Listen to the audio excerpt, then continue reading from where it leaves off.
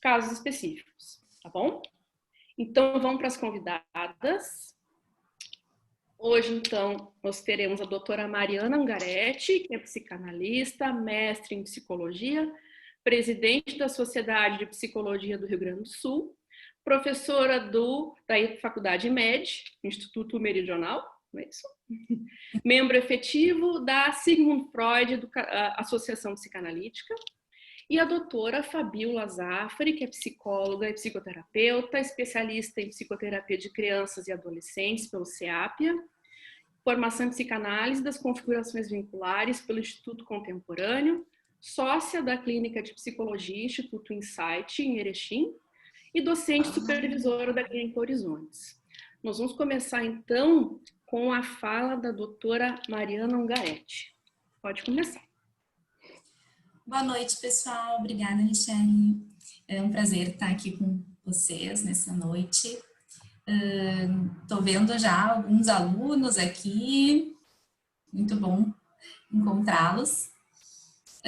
Bom, pessoal, como a Michele comentou, né, esse é um tema, ele é bem intenso e ele mobiliza muitos afetos. Então, a gente precisa começar falando, né, ao meu ver, sobre realmente, né, como que é isso do tema da morte, a gente falar disso nesse momento. Porque é um lembrete ao ser humano da sua finitude, o tema da morte, né? Lá em 1905, Freud, ele trazia, né, uma tendência humana de pôr a morte de lado para eliminá-la da vida, né? Ou seja, matar a morte com silêncio sobre ela. Então, a gente percebe o grau de dificuldade desse tema, né? E especialmente quando se dá através do suicídio, porque é acrescido ao tema da morte um aspecto da vontade humana. Então, me parece que esse é um ponto, assim, que a gente precisa, né, clarear num primeiro momento.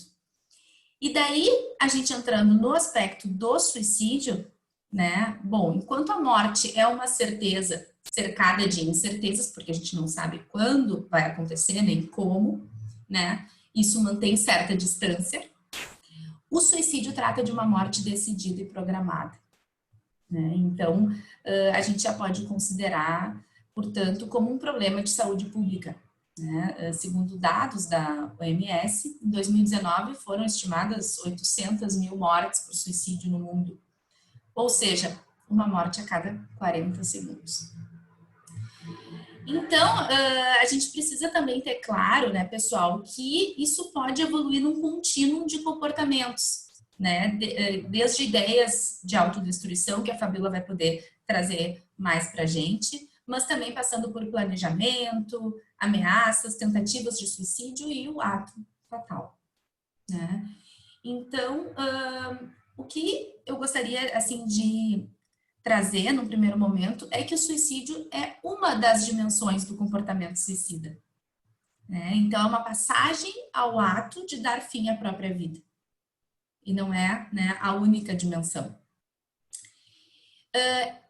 O suicídio, portanto, é um fenômeno frágil, né, doloroso, que afeta todos em volta, né, que convivem com quem realiza. E quando acontece na adolescência, a repercussão ela é ainda maior, né, claramente. E me parece que a gente vai precisar, então, entrar um pouco justamente nisso que é da adolescência, né, pessoal? Porque ela mostra áreas de conflito potenciais que puderam manter um equilíbrio lá na infância, mas que vão fracassar frente às novas demandas da adolescência que vão surgindo, né? Então, são intensidades que vão ultrapassar a crise normal, no sentido econômico do funcionamento psíquico, né? Então, quando eu digo econômico, assim, porque eu estava até conversando antes com as gurias, talvez nem todos trabalhem com abordagem psicanalítica ou estejam, né, já tenham feito as disciplinas de psicanálise, mas quando a gente fala de aspecto econômico do psiquismo, a gente tem que pensar nas quantidades mesmo. Então, é bem o que a palavra traz, assim, das quantidades de energia, que o psiquismo é, então, um aparelho de captação de intensidades e que o sujeito vai ter mais ou menos recursos para metabolizá-las. Então, nesse sentido que eu estou falando do aspecto econômico, né, do funcionamento psíquico. Ou seja, as pessoas vão ter essa capacidade psíquica maior ou menor de processar essas cargas afetivas, né?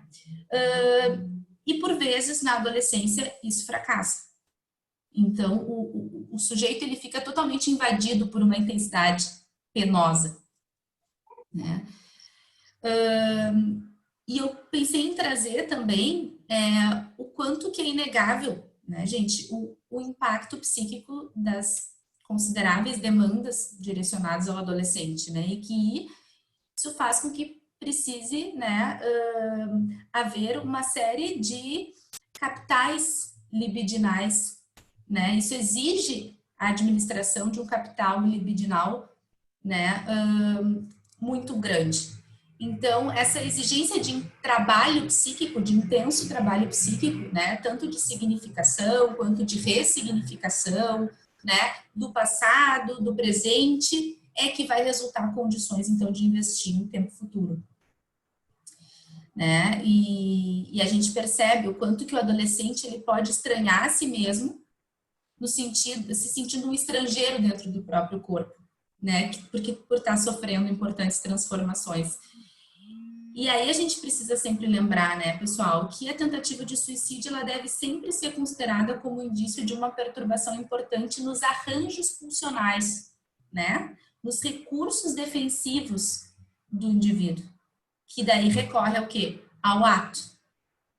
Me parece que esse é um ponto que a gente precisa, né, entender, porque o ato fala de um recurso mais precário do que a fala, do que o pensamento, né? Então, quando a gente está pensando que algo escapa, algo acaba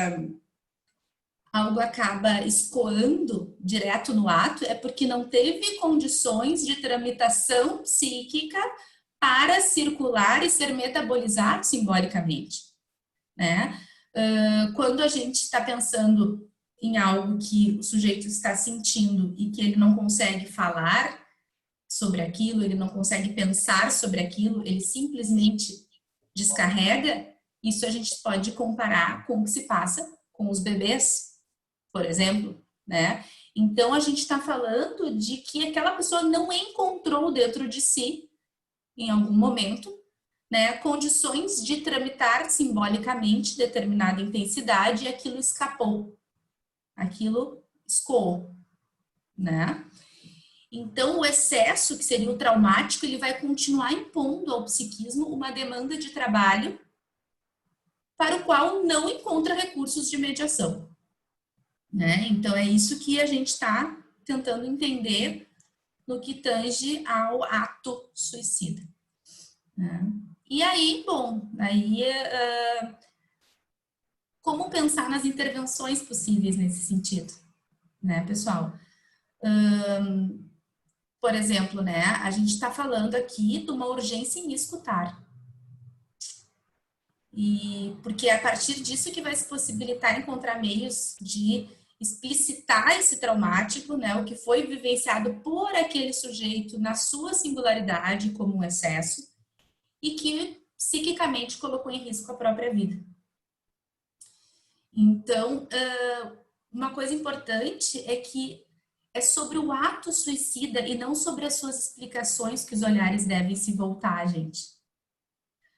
Porque não importa, não importa, mas assim, uma mesma situação pode gerar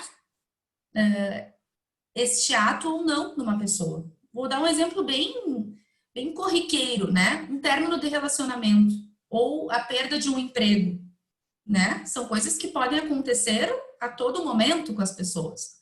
E isso pode ou não, né, apresentar depois a informação de que aquela pessoa cometeu uma tentativa de suicídio, por exemplo. Então, por isso que eu digo que é sobre o ato suicida, sobre o fato de não ter sido possível metabolizar de outra forma, que a gente tem que olhar, porque a situação em si, ela pode estar em diversos contextos. E aí, no trabalho, então, né, pensando no processo de análise, então, né, no que se busca num trabalho psicanalítico, seria o quê? Ligar essas impressões traumatizantes. Então, é o trabalho de simbolização, formar esses suportes representacionais, porque a gente está pensando justamente numa situação em que talvez não tenha sido possível encontrar, né, dentro do sujeito representações, não teve representação. Isso acabou ficando, né, solto. E por isso a gente vai trabalhar também com o objetivo de formar suportes representacionais. Né? E a análise acaba sendo, então, um espaço inaugural, né, de outra qualidade de encontro, diferente, quem sabe, de encontros, né, que geraram esses excessos na história do sujeito, né, tanto com o outro quanto consigo mesmo. Então, acho que nesse sentido a gente consegue contemplar essas ideias, assim, para poder discutir mais, né, enfim, ao longo da noite.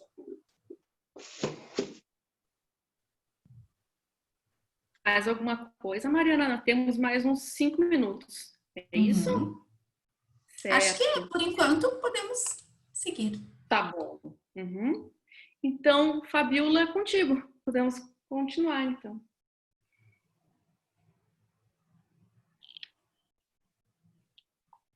Liga o microfone, por favor. Boa noite. Agora. Isso. Agora deu, né? Tá. Então, assim, boa noite a todos, né? Eu queria agradecer a Clínica Horizontes pelo convite. Já sou parte integrante, né, Já posso me considerar? Ok, obrigada. E dizer que é uma satisfação, né, poder estar tão longe, né, fisicamente, tão próximo de todos vocês. Né, vi alguns colegas, vi alguns professores, né, doutor Fernando, e, enfim, alguns alunos, e é um prazer, né, estar do teu lado, né, Mariana, que eu acho que tu trouxesse coisas bem importantes e que eu acho que, de certa forma, vão juntar muito com o que eu estou dizendo, tá? Eu não sou professora, tá? Então, eu vou me ocupar, até para mim não acabar me excedendo no tempo, né, Richelle? Então, eu vou acompanhar algumas coisas aqui nos meus escritos, tá? Eu intitulei a minha fala com o nome Automutilação, a dor dos cortes que silenciam os gritos desesperados. Quando a Renata me fez o convite, né, para poder estar falando sobre suicídio na adolescência, a primeira questão que me veio na cabeça foi a questão das automutilações, das autoagressões, das situações que os adolescentes se colocam em risco, né? Mais do que o próprio suicídio. Talvez porque eu não tenha, assim, na minha clínica, talvez por ser psicóloga, né? Às vezes, quando chega o paciente, o adolescente com propriamente, né, uma situação de suicídio ou tentativas, às vezes procura primeiro algum outro profissional. Então, eu tenho uma experiência um pouco maior, assim, vamos dizer, na questão das tentativas e da questão da automutilação, e que eu acho que fecha, assim, com o momento, né, que a gente está vivendo e o que tem nos aparecido na clínica atualmente. Então, assim, né, as tentativas de suicídio e as ideações suicidas, eu acho que como a Mariana falou, eles não são fenômenos raros na adolescência, né? Então, assim, não vou retomar o que ela comentou, porque eu acho que é um bom entendimento e eu acho que fecha com o que eu penso, né? E, assim, para esse trabalho, eu vou considerar a tentativa de suicídio um ato com variado grau de consciência do indivíduo em relação a si próprio, com possibilidade de provocar um dano físico, que em determinadas circunstâncias pode ser letal, de modo que é potencialmente perigosa sua execução, quer pela intencionalidade autodestrutiva ou pelo desconhecimento do indivíduo sobre os riscos que se expõe, e cujas motivações que situam-se no espectro, que pode ir no desejo, né, de acabar com a própria vida, até a questão do ato, né, e com o ato modificar o seu ambiente. Acho que essa definição é bastante abrangente, né, na qual pode estar incluída também as chamadas tentativas de suicídios inconscientes. Como, por exemplo, o adolescente se coloca em situação de risco, né? Seja dirigir um automóvel em alta velocidade ou alcoolizado, manipular arma de fogo sem ter um conhecimento, né? Assim como o abuso de substâncias químicas, né? E os comportamentos de automutilação. Então, nesse trabalho, eu irei abordar e discutir sobre a prática da automutilação, por entender que esse comportamento pode surgir no adolescente como um último recurso para não chegar a destruir a sua própria vida. Nos últimos anos, tenho me deparado na clínica psicanalítica com um expressivo aumento de adolescentes que praticam a automutilação. Inclusive, esse comportamento autolesivo passou a ser um problema de saúde pública, também, assim como o suicídio, tá? Pois estima-se que 1 a cada 10 adolescentes vão apresentar uma situação de automutilação nessa fase da vida. A predominância de tal prática geralmente ocorre entre os 10 e os 15 anos, ocorrendo principalmente em adolescentes do sexo feminino, mas também presente no sexo masculino. A prática de automutilação pode ser um indicativo com comorbidades, ou seja, as estruturas limítrofes, né? A questão dos pacientes borderline, os transtornos neurodesenvolvimentais e os transtornos dissociativos de identidade, que daí estaria ligado ao comportamento autolesivo, principalmente em mulheres. O comportamento de autolesão voluntária tem como finalidade produzir cortes, queimaduras, arranhões no próprio corpo. Também pode-se incluir a prática de arrancar cabelos e pelos. Em todas essas situações, não há uma intenção consciente de suicídio. Ao contrário do que pensamos, a automutilação no corpo do adolescente não tem apenas a finalidade de chamar a atenção dos pais ou dos cuidadores de adolescente. Em uma pesquisa realizada em 2018, tá? Foi perguntado para alguns adolescentes, 75% dos adolescentes que foram entrevistados colocaram, né, que a questão da automutilação era uma tentativa de parar sensações ruins, sendo que dentre estes, 70% responderam que o objetivo é aliviar a sensação de vazio ou a autopunição. E somente 7,5% disseram que querem chamar atenção. Já ouvi alguns relatos, como por exemplo, a dor que sinto dentro é tão grande que eu nem sinto a dor do corpo. Uma menina de 16 anos. Minha cabeça não deixa eu sentir a dor dos cortes. Um menino de 15 anos. Quando me corto, sinto um grande alívio. Nesta hora, esqueço todos os meus problemas. Uma menina de 13 anos. Para mim, essas palavras são extremamente impactantes. Essas palavras demonstram que a dor física cede à dor emocional. Nessa perspectiva, a automutilação torna-se uma válvula de escape para as dores psíquicas que afetam o adolescente. Muitos adolescentes referem que a dor sentida por um corte é menor do que a tristeza e o sentimento de vazio. Os sintomas autolesivos geralmente se repetem com determinada regularidade antes de iniciar o processo psicoterápico ou análise, que eu acho que é um dado bem importante. Os sintomas de automutilação emergem na subjetividade, mediante as marcas das angústias no psiquismo, transferindo-se para o corpo através dos transbordamentos somáticos, sentidos na pele em forma de cortes que silenciam os gritos desesperados e aliviam o sofrimento. A angústia sentida opera uma lacuna na simbolização, ou seja, há uma ruptura no registro simbólico do sujeito. Antes mesmo do nascimento, segundo a teoria lacaniana, ao qual eu me ocupo um pouco aqui, o indivíduo encontra-se rodeado por um sistema de significados verbais e experimenta uma comunicação, que é o contato com o corpo materno, que deixa registros para o resto da vida do sujeito. O corpo constitui o primeiro meio de contato com o mundo, mesmo antes de existir o eu. Nessa perspectiva, a linguagem articula-se enquanto sistema de significados que insere o indivíduo no campo simbólico, atravessando culturalmente o corpo do sujeito.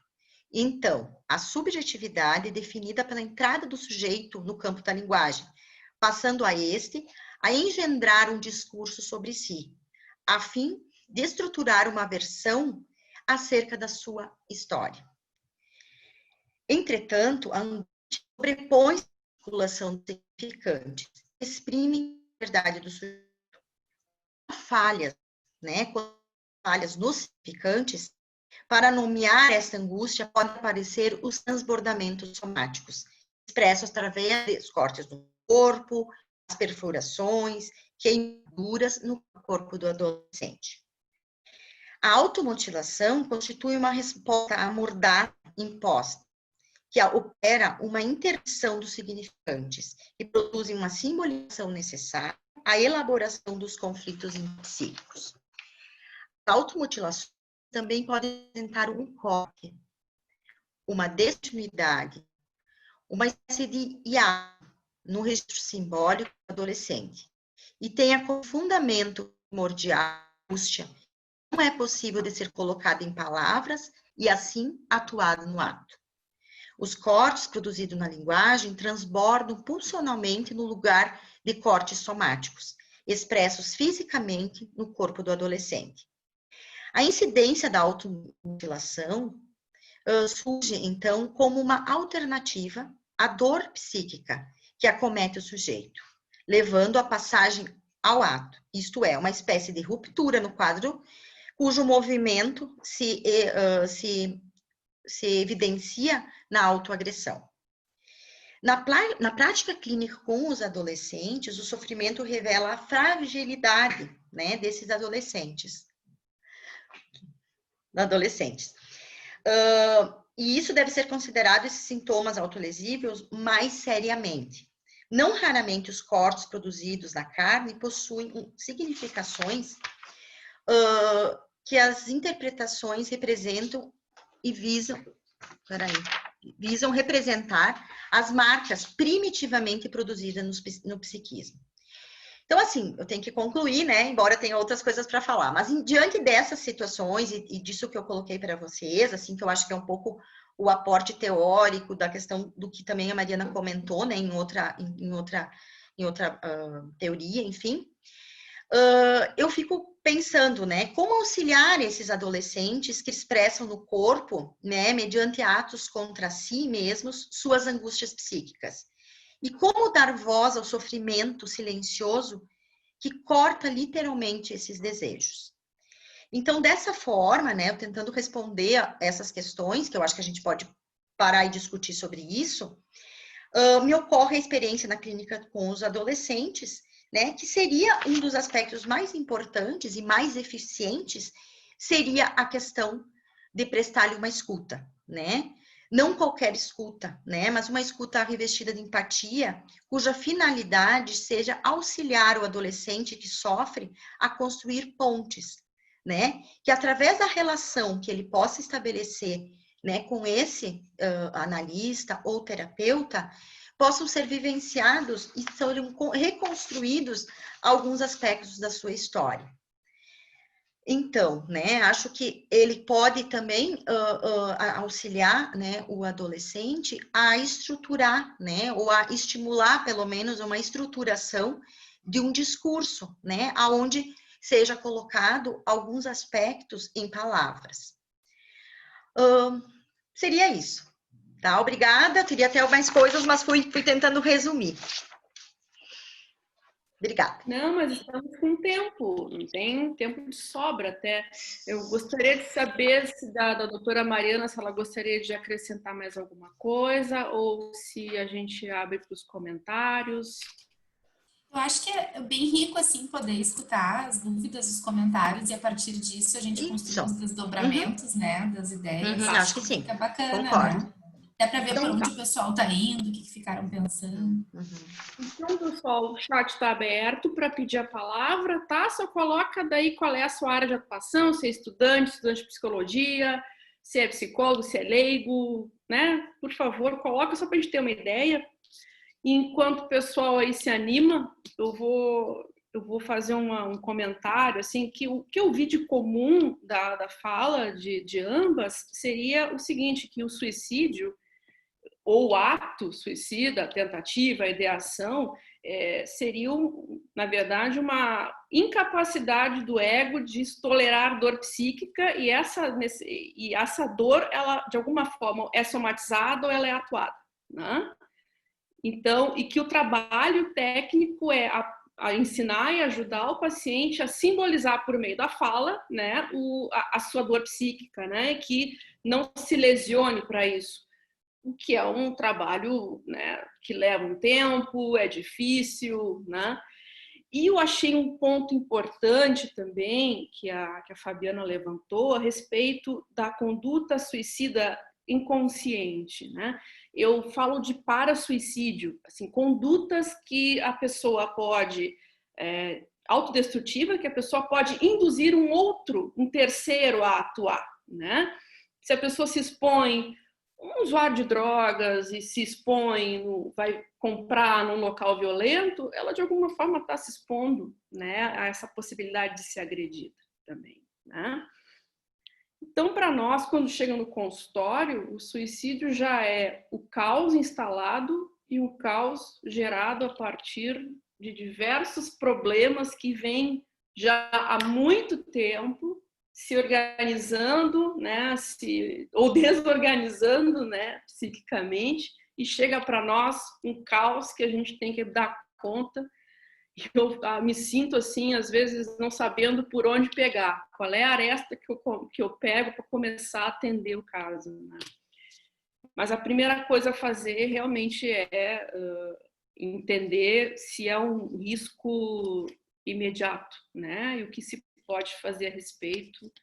Às vezes é necessária uma intervenção médica, outras vezes é possível se contratualizar com o paciente, de dar um atendimento mais, né, mais seriado, mais frequente em consultório, contando com a família, né? Mas realmente é o caos instalado. Vamos ver, pessoal. Alguém vai pedir a palavra? Alguém gostaria? Fazer algum comentário? Pensei em complementar isso que tu trouxe, né, da possibilidade, né, de poder trabalhar num espaço terapêutico. E fazendo uma analogia a um texto do Freud, a gente pode pensar que a gente busca elaborar para poder recordar ao invés de repetir. E, portanto, né, poder trazer, assim, aquilo no campo, né, da fala, né, da recordação. Então, e que isso não que seja um trabalho simples, né, mas é algo que precisa ser buscado. Porque o que se não for elaborado, não vai poder ser recordado e, portanto, vai acabar repetindo no ato.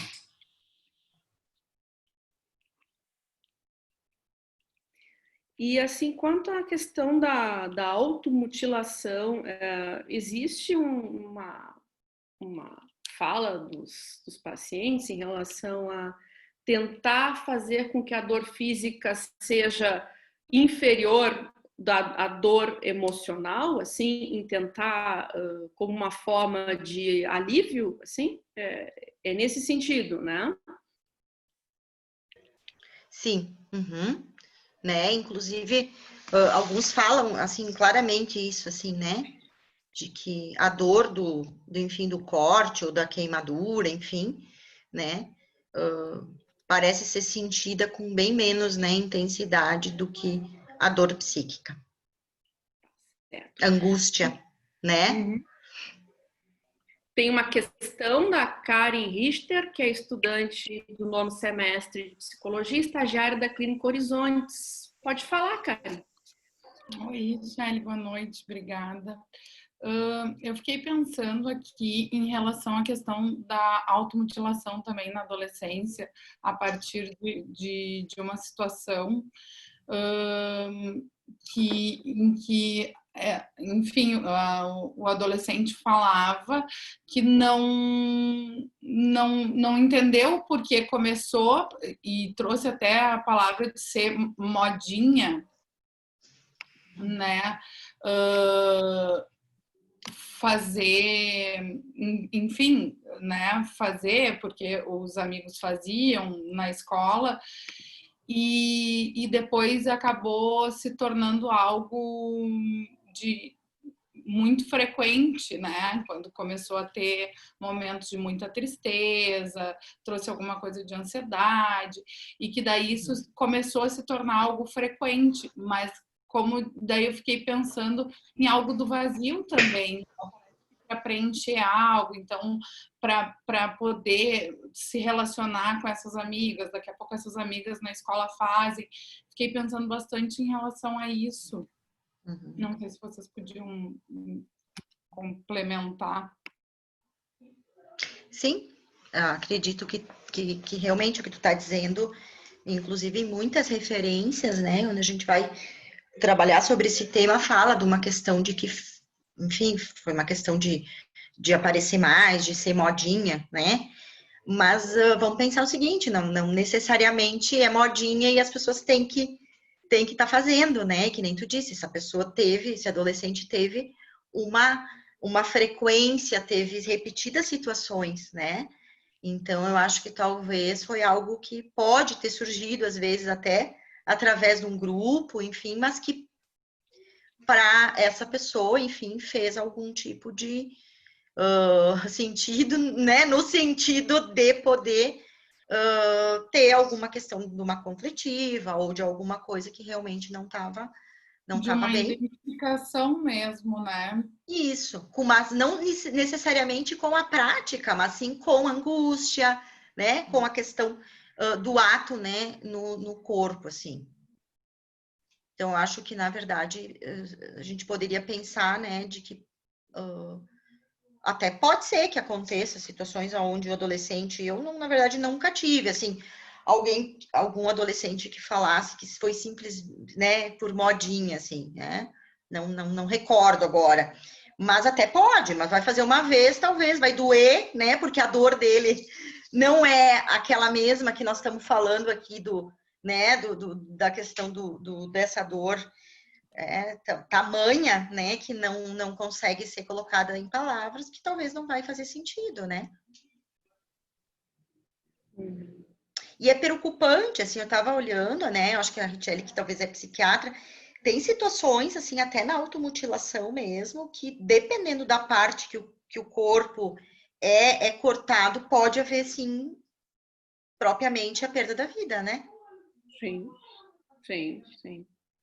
Mas quanto a essa questão da modinha, eu acho que tem uma coisa importante que é o seguinte, o adolescente, antes de chegar nos pais, antes de chegar a um terapeuta, quem são os modelos de enfrentamento que ele tem? Os amigos, os contatos, né? E aí eu fico pensando que nesses grupos, né, de conversas, que o WhatsApp está aí para descarrego da dor, do sofrimento do adolescente, né? Então, assim, até que ponto também não é bem uma indução, mas é o modelo de enfrentamento primeiro que o adolescente encontra, né? E aí, claro, como tu disse, vai tentar, vai doer, não é o mesmo tipo de sofrimento, não vai somatizar da mesma forma. Então, não acho que seja modinha, é porque são aqueles modelos mais acessíveis do momento para o adolescente. Mas os pais se preocupam com isso, até que ponto alguém pode estar induzindo. Até porque um tempo atrás a gente teve, né, a história da baleia azul e um jogo, né? E pode ser, realmente. Isso no exterior acho que foi mais importante do que aqui, né? Mas não acho que seja uma indução. Às vezes é um modelo de identificação entre os jovens com os mesmos problemas, sabe? Só uma correção, essa palavra de modinha foi trazida pelo próprio adolescente, assim, né? E E acho que faz total sentido que daqui a pouco tem algo nesse adolescente também. Fiquei pensando nessa relação do vazio, que se identifica então com esse grupo, porque daqui a pouco, se é um outro adolescente que daqui a pouco tem outros recursos assim, não vai, por mais que queira, né? Enfim, fazer parte desse grupo, não vai chegar a isso também, né? Mas obrigada. Karen, acho que tu pegou um ponto que eu ia complementar, que eu acho que é bem importante, assim, que é justamente que, bom, não é à toa, algo engatou ali, né? Então, algo não estava bem, né? Que precisou encontrar esta via de escoamento e não uma mais, né, elaborada, né? Algo estava ali atrapalhado para que então precisasse, né, se identificar sejam com os modelos, né? E daí isso a gente pode ampliar para tantas possibilidades que a mídia, né, disponibiliza, tantos filmes sobre o tema, né? E que para algumas pessoas vai engatar, para outras não. E a gente precisa entender o que levou àquilo, né, de alguma forma engatar, nesse sentido, assim, né, que não vai ser à toa, é porque não se encontrou recursos maiores. A doutora Cristina, que é psicóloga clínica da Clínica Horizontes, pergunta: acontece uma progressão nessas autolesões, a culminação em morte, como, digamos assim, o suicídio como um ensaio para uma ação mais letal? Seria isso? Eu acho, Cristina, que tu está perguntando. Se existe uma progressão nessas autolesões até chegar em morte? Uhum. Sim. Uhum. Existe, né? E é por isso que eu acho que eu trouxe para a gente poder conversar a respeito disso, assim, porque tem essa questão, assim, né? De quanto mais gravidade, quanto mais vezes o adolescente pratica, enfim, isso, tem uma possibilidade, sim, de ser um anúncio, de ser um pedido de ajuda, até chegar ao suicídio, né? Acho que isso é uma das, não que todas as situações vão nos levar a pensar isso, né? Mas algumas sim. Ela realmente seria um presságio, assim, anterior, né, à situação do suicídio. Não sei, Mariana, por que tu... Eu pensei naquilo que eu tinha mencionado do contínuo, né? E que, bom, quem sabe por vezes fique no pensamento, quem sabe seja verbalizado, quem sabe tenha uma tentativa, mas que, né, não tem efetividade. Quem sabe, né, a partir disso que é muito bacana que a Fabiola trouxe sobre, né, essas tentativas inconscientes, então, que não são ditas explicitamente como tal, mas que colocam o sujeito em risco. Então, acho que isso também tem a ver com esse contínuo e que vai variar conforme a intensidade e a frequência que vai aparecer, e quanto mais próximo do ato, mais perto, né, de poder, de fato, efetivamente se concretizar, né? Como a gente falou antes, o que pode ficar no pensamento, na fala, pode vir a ser metabolizado e trabalhado. Né? Complementando a minha pergunta, penso no sentido de que essas autolesões vão sendo praticadas e num determinado ponto esse adolescente ele deixa também de sentir essa dor física e então ele vai aumentando até que chega um ponto que ele percebe que se cortar não faz mais sentido e então culmina na morte. Seria mais ou menos por esse caminho, meninas. Sim, sim. Né? Vai tendo outras práticas, assim, né? Dentro disso, assim. Se então, gera assim, um limiar à dor também, né? É um limiar ao sentimento de dor, né? Isso também é uma coisa que é comum. Quem faz tatuagem, sabe? Vai se acostumando com a dor, né? Isso também então vai tendo. E também tem uma coisa, o ensaio, como eu falei. Agora não deu. Se eu fizer em tal lugar, pode dar. Entende? Então, toda uma ideação que vai sendo construída e ensaiada, né, planejada ao longo de um tempo até que isso ocorra. e que pode ser verbalizado ou não. Aí realmente a gente não tem como adivinhar, né? Infelizmente. Por isso, assim, que a questão do ato, né, é algo que tem que ser tratado, enfim, como algo muito sério, assim, né? O próprio ato da automutilação, até porque a gente não sabe aonde isso vai chegar, né? É o que nós estamos dizendo agora. Então, eu acho que às vezes, realmente, assim, eu acho que as escolas, né, hoje não, né? Mas, enfim, quando nós não estávamos todos em casa, né, eu acho que muitas situações partem da escola, né, enfim, de algumas situações até de professores que observam, né, colegas, e que eu acho que é um local bem, né, que aparece muito essas questões e que daí, a partir disso, às vezes chegam para nós, enfim, psicólogos, psicanalistas.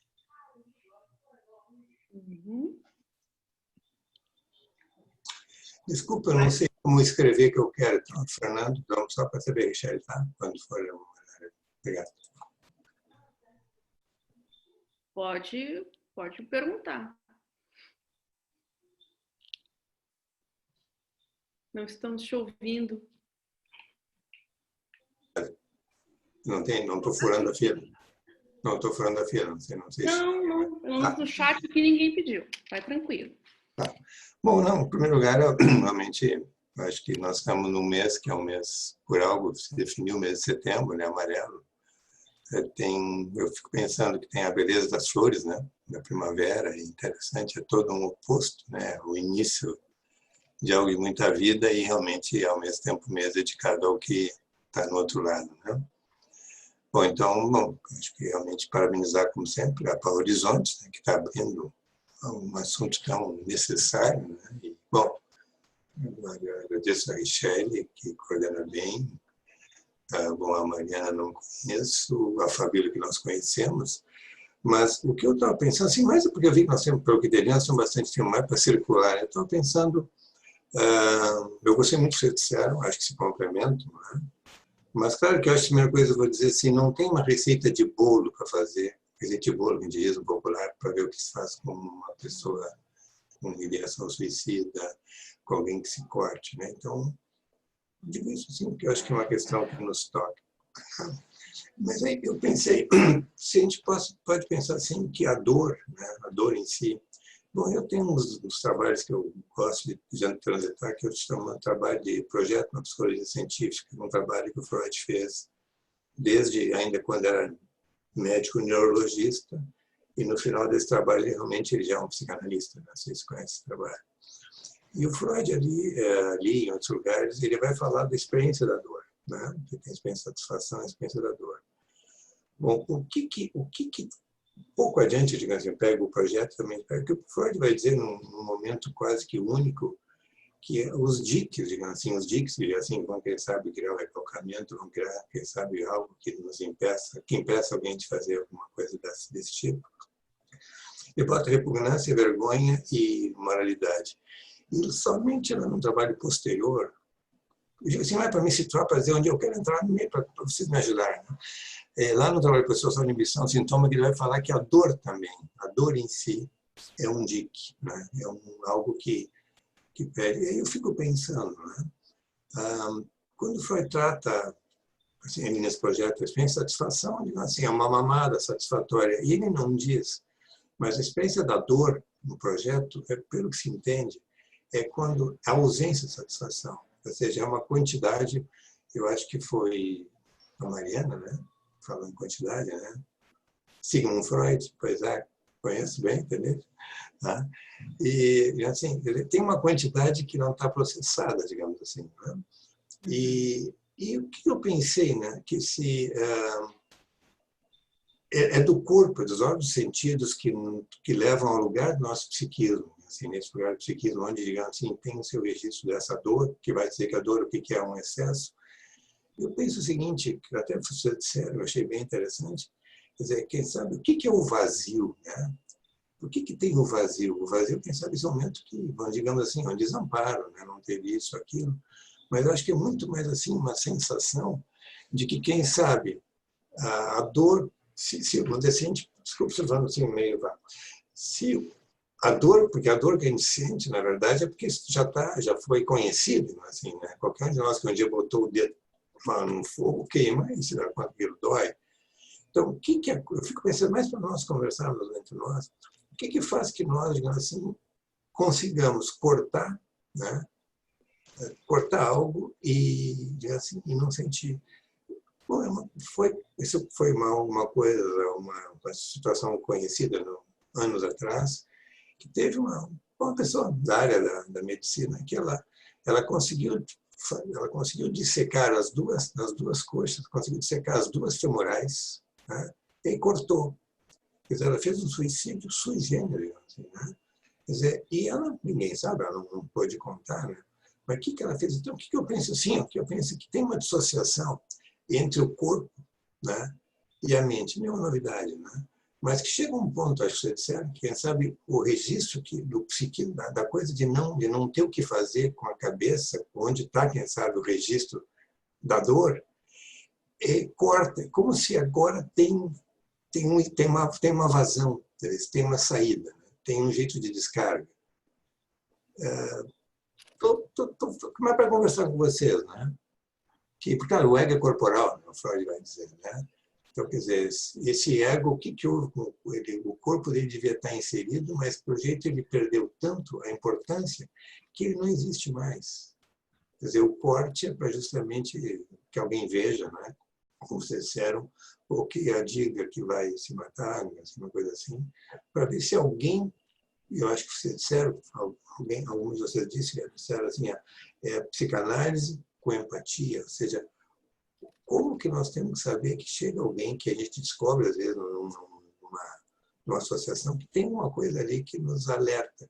Eu tenho a impressão que essa é uma das coisas mais importantes que vocês devem também ter sentido, é que a gente tem uma coisa que diz, opa, aqui tem alguma coisa que não, né, que nos traz uma dúvida. Aí, possivelmente, nós vamos ter que ver o que fazer. Não estou dizendo mandar para outro lugar, mas ver por que a dor, que é um mecanismo básico, por assim, dor e febre são os únicos dois mecanismos que o corpo não joga fora, que são vitais, né? Claro que pessoas já que estão debilitadas já não têm muita dor. Então, mas assim, eu quero conversar com vocês porque vocês têm uma experiência, eu estou metendo aqui com o Freud, que eu gosto um pouco. Não sei se deu para entender um pouco, fiz um monte de passei por aí, mas é isso. Mas quero agradecer a você, né? Obrigado. Posso complementar, então? Fiquei pensando em várias coisas com a tua fala, Fernando. Eu também acabo sempre indo parar no Freud. E enquanto eu te escutava, assim, eu fiquei pensando, né, na experiência de satisfação, né, o quanto que, por vezes, as relações com o objeto primordial são tão falhas, tão precárias, né, premiadas pelo excesso, independente de se pela presença, pela falta, né, mas marcadas por um excesso, talvez, inclusive, né, contemplando uma indiferença, que, quem sabe, acabe ficando algo no campo da não diferenciação do que é prazer e do que é dor. Isso acaba ficando muito próximo em virtude desses excessos, nesses momentos tão primitivos da constituição do psiquismo. Então, assim, foi o que me veio agora te escutando, né? O quanto que isso acaba, lembrando também do projeto, né? Do escudo protetor, assim, né? Acaba ficando, né, mais fragilizado. Então, nesse sentido que a gente está falando sempre, eu digo para os meus alunos em aula, né, que é para a gente sempre pensar que quando a gente fala de um recurso muito precário, né, para expressão das intensidades do psiquismo, a gente está falando de algo que a gente precisa olhar lá atrás, que a gente precisa pensar, né, no início da constituição psíquica.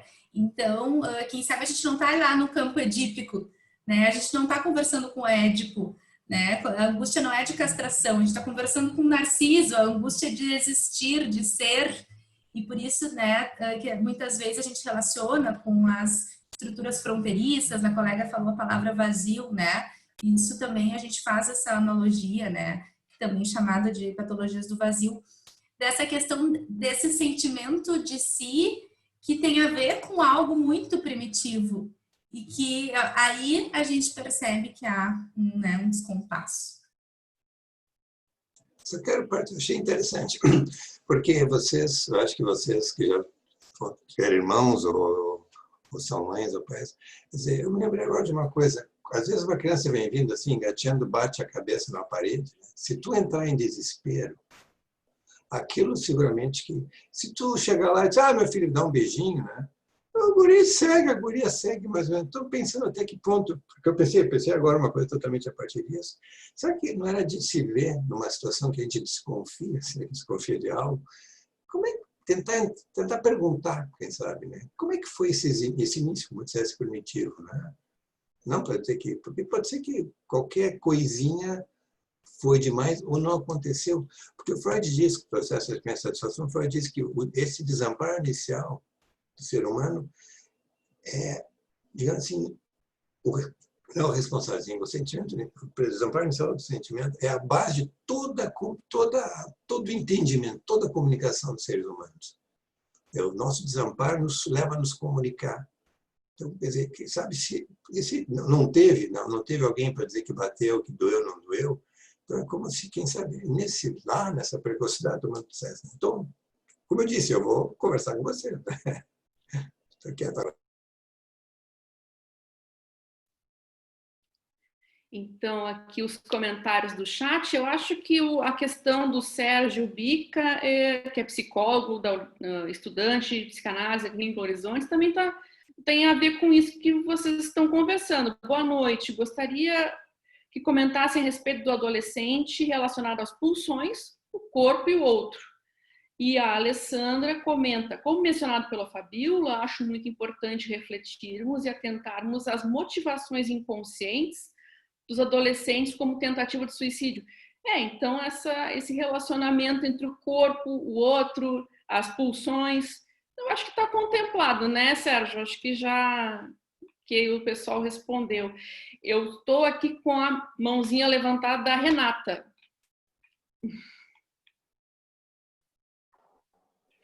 Boa noite. Primeiro eu quero agradecer a Mariana e a Fabíola, né, e a Sociedade de Psicologia do Rio Grande do Sul, então representada pela Mariana, e ao Instituto Insight, representado pela Fabíola, pelas colocações, pela presença, enfim, né, por essa discussão, assim, acho que tão importante e tão rica, né. E a todos presentes também, e a toda a equipe, que eu sempre tenho que agradecer, faço questão de agradecer. Mas eu quero também fazer umas perguntas. Mas eu quero dizer que, em especial, né, fico extremamente contente da Fabíola estar aqui. A Fabíola é uma amiga de anos de idade, a dela, que é mais velha que eu, de muitos anos, desde a época da faculdade. Então, assim, muito obrigada por estar aqui. Ó, né? Coraçõezinhos. Bom, eu queria fazer algumas colocações. Eu fui ouvindo, assim, e fiquei com algumas perguntas. Eu não sei, eu entrei um pouquinho depois, eu estava com uma situação aqui, me atrasei um pouco. Vocês colocaram, me desculpem. Se não, gostaria de saber de vocês, se vocês trouxeram, tem algum registro sobre, se é que a gente pode ter isso, né? Motivações, assim, pesquisas, né, que falam sobre motivações dos adolescentes para as tentativas de suicídio. Então, né, para o suicídio, eu não sei se alguém consegue, se a família consegue indicar o que levou.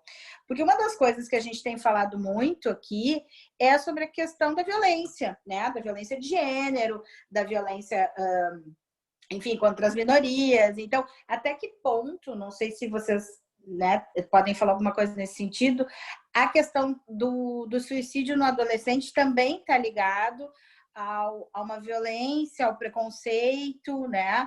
Ao preconceito da sociedade como um todo, a não aceitação da família, por exemplo, em casos de transexualidade, homossexualidade, enfim. Então, essa era uma questão. Outra coisa, assim, achei super importante o que o Fernando trouxe, né? Acho que o Raldo também vai falar alguma... E que o Raldo se inscreveu, acho que deve falar alguma coisa aí no sentido da dor e do projeto. E como é um texto, assim, que a gente tem revisitado na Horizontes em diferentes grupos, né? No grupo de estudo sobre autismo, aí a Lasnik traz muito nos nossos encontros, o Raldo abriu esse grupo do estudo do projeto. E como a gente ali nos ajuda, não só da automutilação, enfim, mas da dor como um todo. Eu fiquei pensando também assim, eu tenho entendido cada vez mais que a gente precisa falar em tudo no plural, né? São mutilações, trancou? Um pouco, não? Mas agora voltou ao normal. Para mim. Tá. Não, eu disse que eu tenho pensado o quanto a gente precisa todo o tempo falar no plural. Nós colocamos o título Adolescência e Suicídio. Na verdade, seria... Trancou de novo? Oi? Pode continuar, tá? Está claro agora. Ah, tá. É que eu achei que a tua imagem para mim congelou, achei que vocês não estavam me ouvindo. Não, eu ia dizer assim, a questão da pluralidade, né? Eu acho que nós temos que pensar adolescências, suicídios, tentativas, mutilações, né? Porque cada uma é de um jeito e cada uma vai ter um significado próprio para aquele indivíduo. E mais uma questão, assim, para ouvir da Mariana e da Fabiola também. Quando o Fernando falou, né, a fala da Agora trancou um pouquinho. Do Mariana, que me incomoda. Trancou? Trancou de novo. Uhum. Não, eu vou falar rápido, então. É uma questão que me incomoda ouvir dos adolescentes, que eu associo com o vazio, que é o tédio. Então, queria ouvir um pouquinho sobre as questões de tédio, vazio e automutilação. Deixa eu só pegar o gancho do que a Renata está falando e botar mais uma questão aí. E como é que está a questão da pandemia agora? Se vocês já escutaram alguma coisa, se aumentou o índice, se diminuiu o índice, como é que tem sido isso agora, nesse período que a gente está vivendo de isolamento social?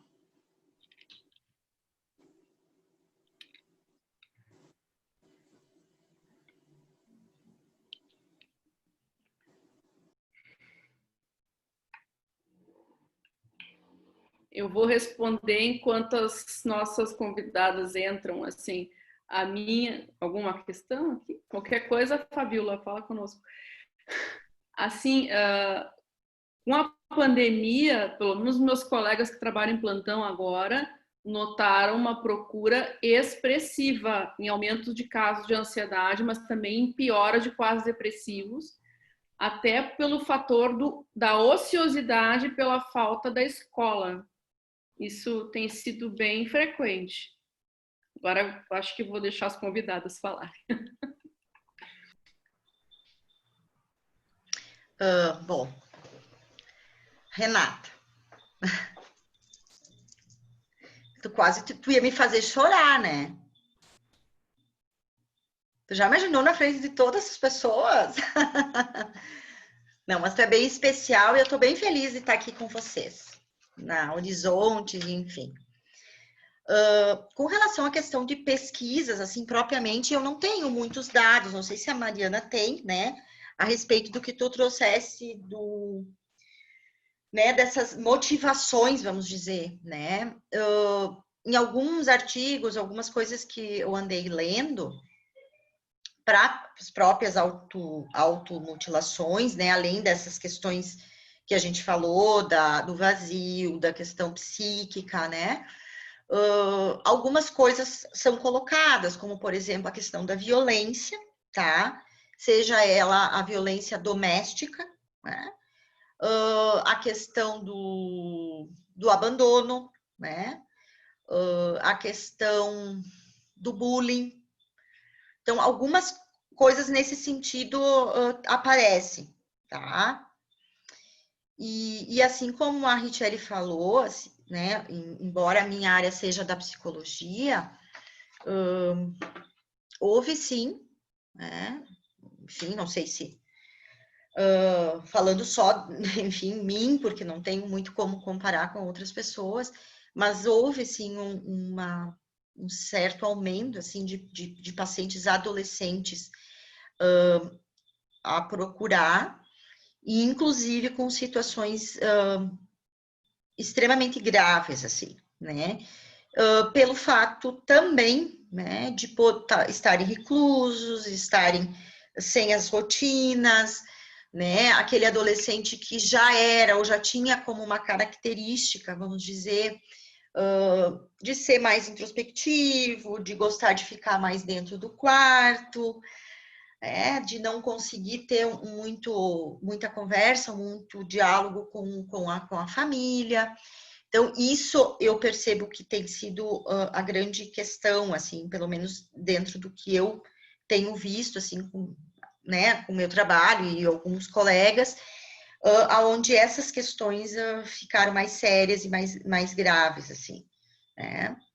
Então, com quadros que nem a Richelle falou, de ansiedade, de situações, assim, inclusive de automutilações, né? Não é um número, eu não posso falar número expressivo, mas comparando, vamos dizer, a um outro momento, eu senti que houve alguma coisa um movimento nesse sentido, assim, tá? Fiquei pensando, né, como complementar, e me ocorreu, assim, né, a partir dessa questão que surgiu e também linkando com, agora eu tô vendo aqui no site, foi o Sérgio, né, que mencionou também no aspecto pulsional. E me vieram algumas ideias, assim, né? Porque, bom, a gente sabe que a pandemia, ela acabou colocando muitas coisas em uma lente de aumento. Uma vez que aspectos que, por vezes, ficavam camuflados, né? E se misturando no dia a dia das pessoas, né? Ficaram em evidência, né? Inclusive as relações familiares, né? Se intensificando com o contato. Então, questões que sempre existiram, mas que estavam de alguma forma mais guardadinhas, acabaram ficando mais visíveis. E eu acho que isso, né, não seria diferente com o que se passa no aspecto pulsional. O que eu quero dizer com isso? A gente sabe que as pulsões de vida e de morte estão, a princípio, mescladas sempre, nunca é uma ou a outra. Mas a pulsão de vida, ela visa a ligação. Ela propicia, então, a possibilidade de se ligar, né, o afeto às ideias, aos objetos, né? Então, essas ligações que falam da libido, então, que permitem que aquele sujeito possa, né, produzir, crescer, né, se desenvolver. E a pulsão de morte, ela visa o desligamento. E me parece que a gente pode pensar em que muitos casos que se evidencia o predomínio da pulsão de morte, em que aquele psiquismo, né, não pôde se complexizar como poderia, né, com lá as ações específicas, fazendo um link com o que eu mencionei lá do momento mais primordial. Então, a pulsão de morte, ela acaba ocupando um espaço muito maior. E nesse sentido, a gente pode pensar nisso, né, do que é desligado, que é do tédio, do vazio, que acaba ficando, né, como um palco para tudo isso, mas que já tinha que existir ali, que foi só explicitado com a pandemia. Pensei por aí um pouquinho.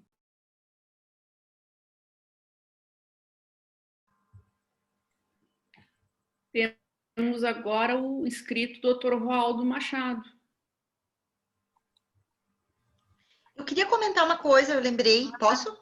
Sobre o que a Renata falava. Tá bom. Assim, ó, com relação ao que tu trouxesse, a questão do gênero, né, essas questões hoje tão faladas e tão comentadas, existe, né, uma comorbidade na automutilação, que é um transtorno, né, à identidade de gênero, principalmente ligada às mulheres, tá? Então, talvez possa haver alguma motivação por aí, assim.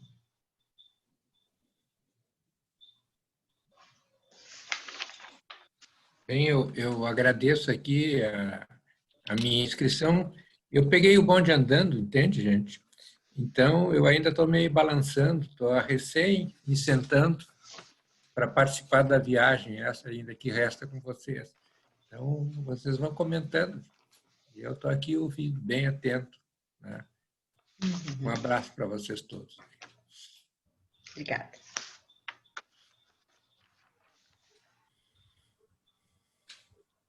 Posso entrar de novo, se não tem ninguém? Já que eu vou mexer com um projetista, que eu estou lá, nós dois somos projetistas, eu e eu. Pode sim, não tem mais ninguém inscrito por enquanto. Não tem ninguém? Tá. Não, eu só me lembrei de outras coisas que eu sou meio mal educado, né, Fabiola? E eu, bom, Fabiola, Zafa e coisa e tal, mas é CEAP, né? Eu fico meio assim, meio envergonhado, né? Afinal, uma casa que eu gosto muito. E Erechim, né? Bom, tem uma série de coisas. Então, eu comecei assim devagarinho. Bom, eu sou médico, sou psicanalista, devia ter dito também isso, né? Acho que a Michele pediu e eu também fui esquecido. Mas o que eu me lembrei muito, Waldo, e com vocês, claro, é que eu pensei assim, quanto a essa questão que ele traz lá, desculpa, eu vou pegar o projeto, mas se não conhece, o dia que o Waldo está fazendo um grupo de estudos, aproveite que ele sabe, eu aprendi com ele, então vocês, por favor, está aqui, ó, na minha frente. Tá? Seguinte, o Freud tem um momento que ele chama de complexo semelhante, que diz que um bebezinho, digamos assim, ele está ali e daqui a pouco ele vê a mãe fazendo um movimento e ele lembra, ele identifica, ele reconhece o movimento nele. Se a mãe dá um grito, ele reconhece que aquilo que ele fez foi um grito. Então, o que eu pensei? E nesse segmento, Fabiola, que eu achei muito interessante, se eu tomar os cortes produzidos na linguagem, né? Que eu dissesse isso, né? E o Freud, nesse mesmo tópico, ele vai dizer que justamente ele vai chamar, então, isso de A, outro de B, quer dizer, o quanto isso tudo, assim, que a linguagem possivelmente vai pegar. E aí que eu pensei agora, de novo, nesse que bate a cabeça, ninguém vê, o quanto faltou esse... Quer dizer, ele fez coisas e não teve a quem imitar, né? Não sei, uma coisa assim. E eu acho que isso deve ser um tédio, Renato, vazio. E eu acho que é isso que, quem sabe, a pessoa segue vivendo, que alguém atendeu depois, né? Não foi a mãe. Eu fico pensando nessas crianças. Houve uma moda aqui em Porto Alegre, falando em moda, de crianças no lixo. Vocês devem, não sei se vocês são muito jovens, né? São jovens.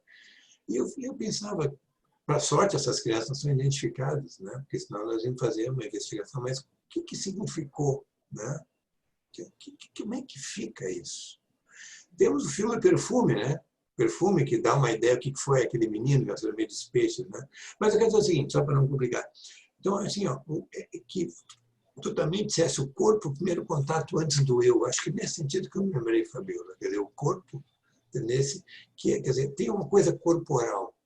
E aí, com esse encontro que o outro, com isso justamente nós somos amparados, precisamos sempre do outro, da mãe, do pai.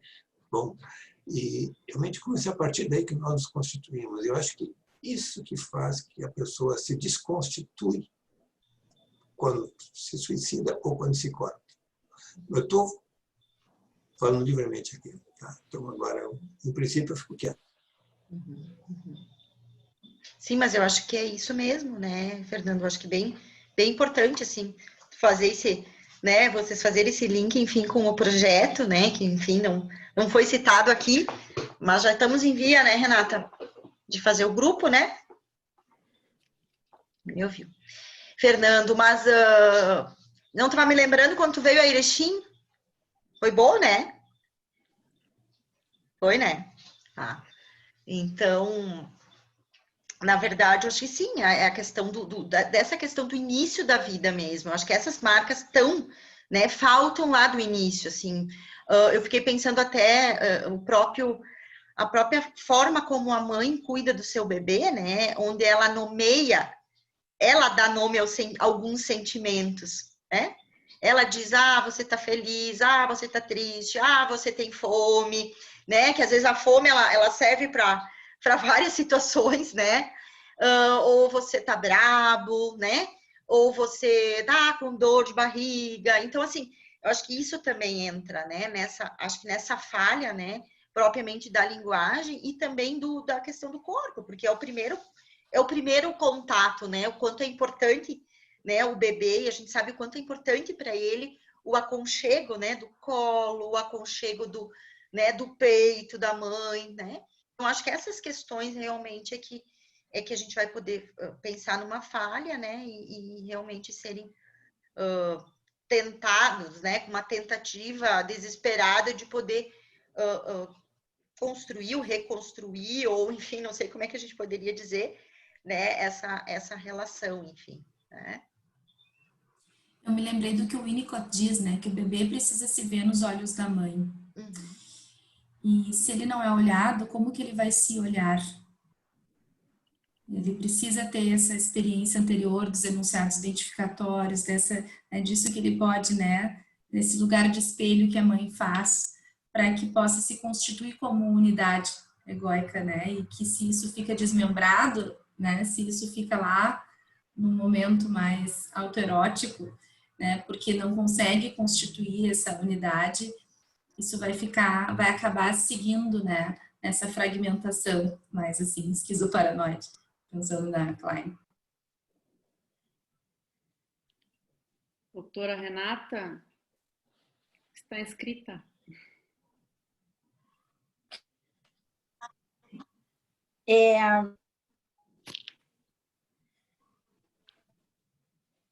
Eu travou agora. Quando a Karen falou, eu vou mudar daqui hoje. Peraí. Vou me mudar. Alguém mais quer falar? Eu vou me mudar enquanto alguém fala, então. Vou fechar aqui. Se alguém quiser, fala. Enquanto me mudo de internet. Agora tá bom. Enquanto tá te mudando toda. Sim, mas é que agora eu me mudei, né? Então, pronto, tá. Voltei pro meu lugar. Voltei pro meu lugar aqui, que pega melhor. Tá. Duas coisas rapidinhas. A gente poderia pensar, né? O nosso tema é adolescência e suicídio, né? Mas a gente acabou falando bastante das automutilações, autolesões. A gente poderia pensar que, em alguns casos, a autolesão pode ser uma tentativa de inscrição, pode ser a tentativa de um registro, né? Tá, primeiro. Segunda questão. Vocês não ficam assim, isso que eu ia colocar, quando a Karen falou de modinha, né? Vocês não ficam se perguntando por que determinadas coisas em determinadas épocas? Quer dizer, por que lá na nossa adolescência, minha, de muitas... Ó, meu filho gritando. Por isso que eu não queria vir para cá. Por que a gente não fazia isso? E a adolescência era de um... né? Tinha outras coisas para aquele momento. Por que agora, por exemplo... Tem uma questão que muitas adolescentes estão fazendo também, muitas mulheres, que eu associei com isso, é a tal da transição capilar, porque tem que voltar à origem, né? Então, para de fazer progressivo e deixa o cabelo crespo para se sentir de novo, sei lá, alguém, né?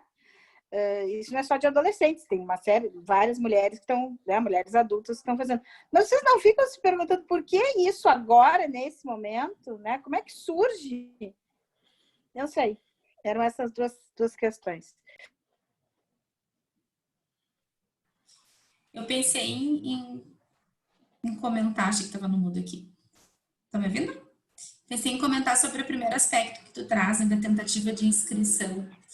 Fico pensando que, quem sabe, sempre seja, mas uma tentativa falha, uma tentativa, né, permeada pelo mortífero, que acaba, né, sendo destrutiva, mas uma tentativa, foi o máximo que o sujeito conseguiu, né, com aqueles recursos internos que ele encontrou.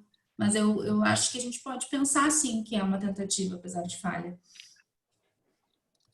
Pensei um pouco por aí, assim. Eu concordo, assim, né? Não, acho que sim, acho que dá para pensar, mas lógico que não chega a se conseguir se inscrever algo, né? Mas, enfim, como um pedido de ajuda, como algo que pode vir, vamos dizer assim, até antes de cometer propriamente o suicídio, né? Então, acho que se for pensar nesse sentido, tentativa falha, mas há enfim, um recurso, alguma coisa que faz com que esse sintoma apareça. Com relação a isso que tu está dizendo, Renata, do momento, assim, eu fiquei pensando, né? Acho que é uma boa pergunta, assim, por que alguns sintomas, por que algumas situações, né?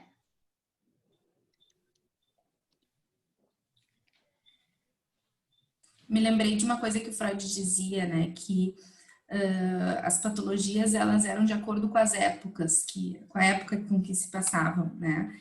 Então, né, lá na era vitoriana, a gente vai pensar nas histéricas, né? E hoje a gente está aqui se deparando com as patologias do vazio, estruturas fronteiriças, como vocês preferirem, né? E eu acho que tem a ver, assim, com, quem sabe a gente pode linkar com o que tu traz, né, Renata, disso que se passa, da contemporaneidade, dessa cultura do excesso, né?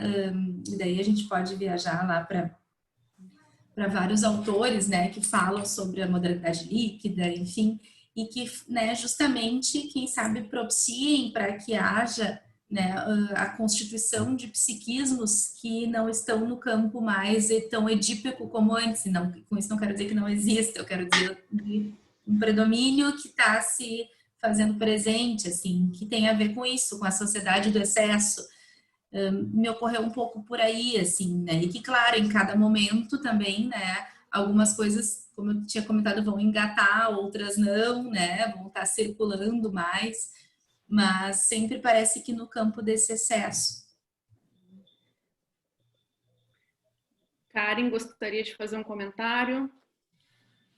Bem rapidinho, com a fala da Renata, eu fiquei pensando também nessa questão das gerações, né? De tipo, agora, até pela fala, enfim, desse adolescente, de que estaria na modinha, então que a gente também ouve falar mais dessas questões das automutilações na adolescência. Fiquei pensando nessa relação do pertencimento, de uma possível inscrição, né? Daqui a pouco um modelo identificatório, o que aciona também que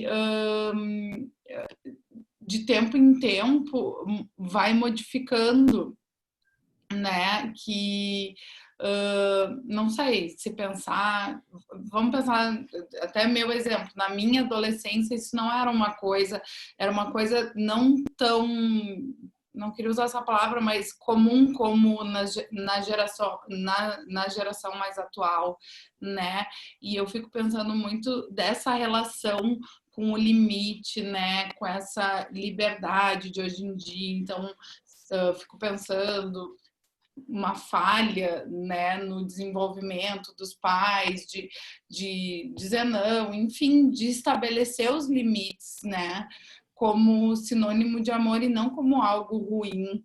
Então fica tudo muito solto e acho que parece que e aí por isso que eu fico pensando nessa questão do vazio, né, que parece que tenta preencher diversas, eu acho que também no início da fala, agora eu não me lembro de quem, essa coisa de daqui a pouco, o carro em alta velocidade, questão de drogadição, né? E então diferentes formas.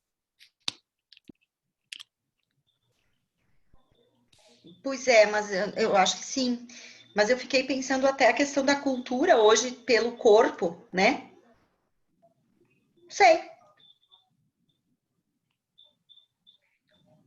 Os cortes, as marcas são no corpo, né? E hoje a gente vê, né, a questão do corpo perfeito, do corpo sarado, do corpo, né? Não sei. Uhum. Primeiro que a gente não clinicava na época que a gente era criança, então a gente talvez não tenha essa perspectiva. Daqui a pouco isso era comum, sim, só que era muito mais escondido, não sei, ou as constituições familiares eram mais enxutas, as crianças tinham mais supervisão, né? Mas tem um comentário aqui que eu não sei o nome, só sei o sobrenome, Lunardon para todos. Será que o fato de o aumento do número de mulheres trabalhando fora poderia acarretar esse índice maior de suicídio em adolescentes? A falta de um adulto em casa, tanto mãe quanto um pai? É a Daiane Davi Lunardon que está perguntando. Talvez essa supervisão reduzida, né, dos pais em casa, que em outra época talvez fossem mais presentes, não sei. É uma dúvida interessante. Michele? Bom, Oi. no sentido que os países europeus, não, eles ampliaram a licença maternidade. Não, são 2 anos, né? Exatamente por causa disso, porque o índice de suicídio era muito grande. Então, eles tomaram essa iniciativa, é uma grande iniciativa. Acho que aqui nós não temos isso ainda. Mas é isso que tu fala, o que falou a colega aí que te mandou a pergunta. Eu acho que sim. Acho que o fato de que uma mulher contemporânea nossa, não diria tanto nós, da classe média, mas uma pessoa mais humilde, ela é força de trabalho imediata. Ela tem que sair da situação da gravidez, do puerpério, muito mais rapidamente. E isso tudo está relacionado a isso que tu falaste, assim, pelo menos os europeus já se deram conta. Não? Na Alemanha são 2 anos, eu conheço determinadas pessoas, amigas, que tiveram 2 anos e ainda depois disso elas têm, vamos dizer, o trabalho fica assegurado, elas não são despedidas.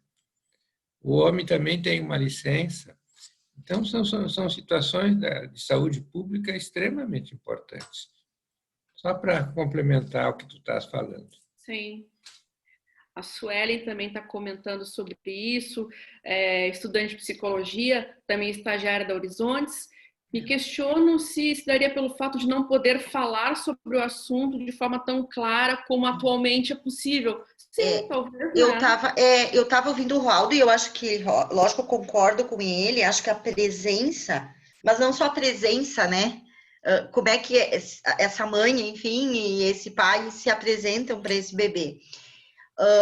Mas acredito também, eu atendo em alguns momentos famílias, né? E vem muito as questões dos segredos. E um dos segredos é, às vezes, um irmão mais novo, né?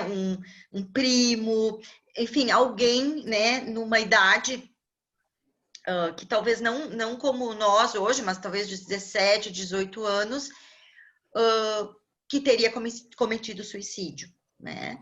Mas fica sempre com uma certa dificuldade de ser realmente explicitado o fato. Então, a gente vê que existe isso como, às vezes, um segredo, né? Mantido até por algumas gerações, vamos dizer. E eu acho que hoje se fala disso, tanto que nós estamos aqui, para poder estar falando dessas questões. Mas acho que existe uma falha, às vezes, no cuidado, uma falha, às vezes, na atenção, né? Uma falha, né, nessas relações, assim, iniciais. Mas acho que também isso, de certa forma, talvez, não sei, talvez sempre ocorreu, não sei. Eu posso completar com uma coisa, na verdade, perguntar para a Fabíola, né, que eu gostei do que ela falou. Por que eu botei isso assim? Porque eu me recordo que na minha adolescência, no meu colégio, isso era proibido falar para que não se incentivasse o ato, né? A gente teve, né, na época, uma pessoa que trouxe esse assunto na sala e a gente acredita que por algum motivo essa pessoa tinha esse pensamento. E foi levado isso para a direção do colégio na época e eles falaram que esse assunto era um assunto muito delicado que deveria ser tratado entre os familiares, né, e um terapeuta e o pedagogo, enfim, mas que se não falasse a respeito, porque isso poderia incentivar, né, e eu gostaria de ouvir a Mariana e a Fabíola, se ainda tiver tempo, o que elas acham a respeito disso, porque assim, eu hoje percebo que o Setembro Amarelo vem e traz isso numa onda muito forte, mas e nos outros meses, nem sempre tu vê tão forte quanto tu vê em setembro, né? E eu não sei se eu tô falando uma besteira, desculpa, né, se estiver falando, mas eu gostaria de ouvir as meninas sobre isso, assim, se elas acreditam que isso deveria ser dentro, inclusive, do colégio, falado e abordado o assunto, né? Até porque entre os adolescentes isso seria um ponto de se reconhecer, né? Quem precisaria de uma ajuda ou não. Obrigada, gurias. Pessoal, Obrigado pelo menina, pelo guria. Gostei. Pessoal, Obrigada. a gente vai Tá. abrir só esse comentário final. Nós estamos chegando ao fim, né? Mas vamos só terminar. Tá. Vamos pegar a fala da Suelen, então, para a gente terminar a comentar. Não, eu queria dizer para ela que eu concordo, assim, né? Porque eu também me remeto a pensar, que nem a Richelle falou, que a gente não clinicava, né? Mas a gente lembra de muitas coisas, né? Em volta. E eu mais ainda, porque é uma cidade no interior, onde, sei lá, 30 anos, 40 anos atrás. E eu lembro bem do que tu dissesse, assim, né? De que era um assunto que nós não podíamos falar e que, na época, eu lembro de muitas moças, muitos rapazes, principalmente moças, que aconteceu isso, assim, eram mais velhos do que eu, enfim, mas na escola era realmente, até porque tinha um aspecto que a gente também, né, não vai entrar aqui, mas era uma questão religiosa também, né? Então, também tinha essa questão que as famílias iriam lidar com essa situação conforme a sua religião. Então, eu acredito que vinha muito nessa questão de um segredo, assim, né? De que, às vezes, as pessoas diziam assim, ele morreu. Morreu de quê? Não sei bem do que morreu. Né? Os esqueletos no armário das famílias, né? E a gente vê muito na mídia, né? Não é permitido divulgar. Então, isso circula muito até hoje, né? E eu acho que tem um porquê, não é à toa, né? Mas que a gente não pode banalizar.